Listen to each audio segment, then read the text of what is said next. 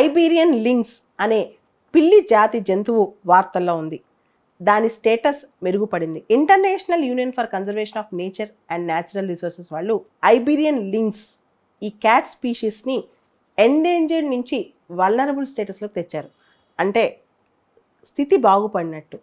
బేసికల్గా ఇంతకుముందు అది ఎండేంజర్డ్ లిస్ట్లో ఉండేది, ఇప్పుడు వల్నరబుల్ లిస్ట్లో ఉంది. ఈ ఐబీరియన్ లింక్స్ యొక్క పాపులేషన్ 94 ఉండేది ఒకప్పుడు, ఇప్పుడు 2000 జనాభా అయింది. సో అందరూ దీనికి హర్షం వ్యక్తం చేస్తున్నారు. ఎక్కువగా Spain, Portugal, south west Europe ఈ ప్రాంతంలో ఈ ఐబీరియన్ లింక్స్ ఉంటుందన్నమాట. అయితే మెడిటేరియన్ రీజియన్లో ఇది చాలా పాపులర్.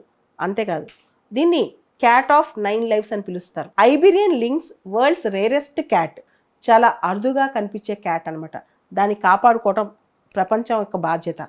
ఐబీరియన్ లింక్స్ బాడీ మీద హెవీ స్పాట్స్ ఉంటాయి, చాలా హెవీ స్పాట్స్ ఉంటాయి అనమాట. ఇది సెక్షువలీ డైమోర్ఫిక్ కూడా.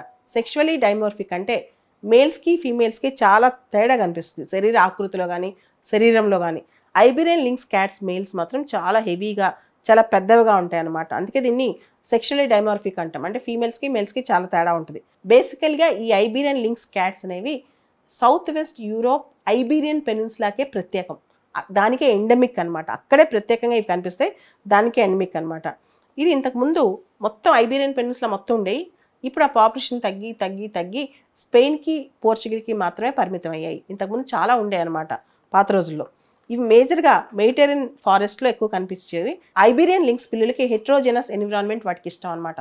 అంటే ఒక్కటే టైప్ ఆఫ్ ఎన్విరాన్మెంట్ కాకుండా కాస్త డైవర్సిఫైడ్ ఎన్విరాన్మెంట్.